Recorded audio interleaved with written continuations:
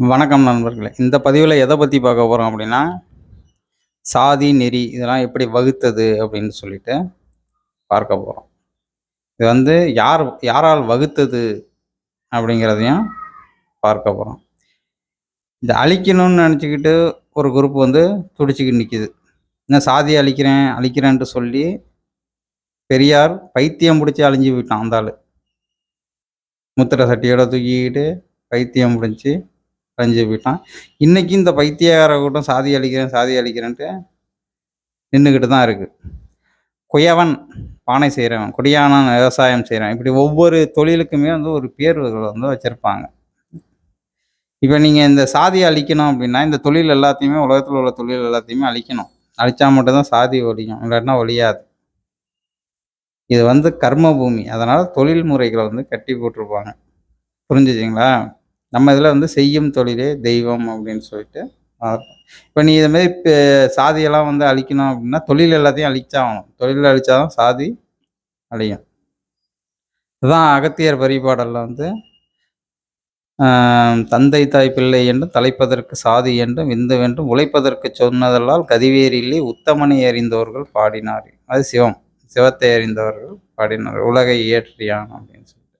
இந்த சாதி நெறிமுறைகள் இது எல்லாமே வந்து வகுத்தது வந்து அவர்தான். ஒண்ணு குலம் அப்படிங்கிறது தாய்மை இலக்கணத்துல வரும். அது போன பதிவுல சொல்லியிருக்கேன். அதேமாரி சாதி அப்படிங்கிறது, உழைப்பு அப்படிங்கிறது தந்தை இலக்கணத்துல வந்துரும். ஏன்னா இது வந்து கர்ம பூமி. ஏதாவது ஒரு செயல் செய்து தான் மனிதன் வந்து வாழ முடியும். அப்படிங்கிறது தான் வேற விஷயம். இப்ப இத அழிக்கணும், அழிக்கணுன்ட்டு வர்றது வந்து அறியாமையில உள்ள மக்கள். இதெல்லாம் அழிச்சுட்டா எப்படி நீ வேலை செய்யாம எப்படி சாப்பிடுவ? சும்மா ஓசிலேயே உட்காந்து சாப்பிட்டுட்டு போலான்ட்டு பார்க்குறியா? இந்த உலகம் வந்து கர்ம பூமின்னா மனிதன் ஏதாவது ஒரு செயல்கள். அதுல அவர் சொல்றாரு, "பாருலகின் பல நூலின் மார்க்கம் சொன்னேன். பல பேர்கள் நடத்துகின்ற தொழிலும் சொன்னேன்." உலகத்துல நெறைய நூல்கள வந்து அவரவர் வயிறு பிழைக்கிறதுக்காண்டி கட்டி போட்டது. இல்லன்னா மனிதன் வந்து தன்னிலை வந்து உணர மாட்டான்.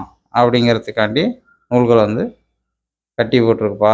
அப்படின்னு சொல்லிட்டு எங்க அகத்தியர் வரிபாடல்ல தெளிவா இருக்கு. அப்போ உத்தமனை அறிந்தவர்கள் பாடினார். அதாவது மூல பரம்பொருள். இதை இடையில் தோன்றியவர்களால வந்து ஒண்ணும் பண்ண முடியாது. சும்மா இது விட்டில் பூச்சி கூட்டம். இந்த விளக்கில் முட்டும் விட்டில் போல அப்படிம்பாங்கல்ல. விட்டில் பூச்சி என்ன விளக்குல முட்டி முட்டி இறந்து போயிடும். அந்த மாரி தான் இந்த திராவிடம் பெரியார் குரூப்லாம். பெரியார் குரூப்பு, இந்த ரஞ்சித்து, மாரி செல்வராஜு, இந்த வெற்றிமாறன் இவங்கலாம் அந்த மாரியான ஒரு குரூப்பு தான். அதெல்லாம் விட்டில் பூச்சி மாரி. விளக்குல விழுந்து செத்து போயிடும். அந்த மாரி தான் இந்த சாதி ஒழிப்பு போராட்டம் அப்படிங்கிறது. முதல்ல எந்த ஒரு விஷயமுமே வந்து நம்மளால உருவாக்கப்பட்டது கிடையாது. இந்த சமுதாயத்துல. அது யாரால உருவாக்கப்பட்டது, யாரால வகுத்து கொடுக்கப்பட்டது, அது எப்படி வகுத்து தொகுத்துருக்காங்க அப்படிங்கிறத பார்த்தீங்கன்னா மட்டும் தான் உண்மை என்னாங்கிறது புரியும். புரிஞ்சுதுங்களா? எல்லாத்தையும் போய் எதுக்குறேன், எதுக்குறேன்னு சொல்லிட்டு கடைசில ஒண்ணும் இல்லாம தான் போவாய்ங்க இவைங்க.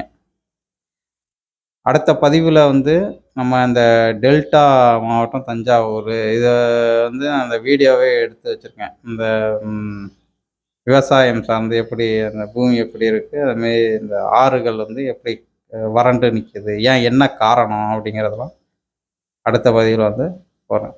முதல்ல இந்த சாதி அப்படிங்கிறது வந்து நல்லா புரிஞ்சுக்கணும். இது வந்து இறையனார், சிவனார் வந்து வகுத்தது. இது கேட்டா என்ன சொல்லுவாங்க? ஆரிய பார்ப்பவன் தான். அவன்ட்ட ஒண்ணுமே கிடையாது.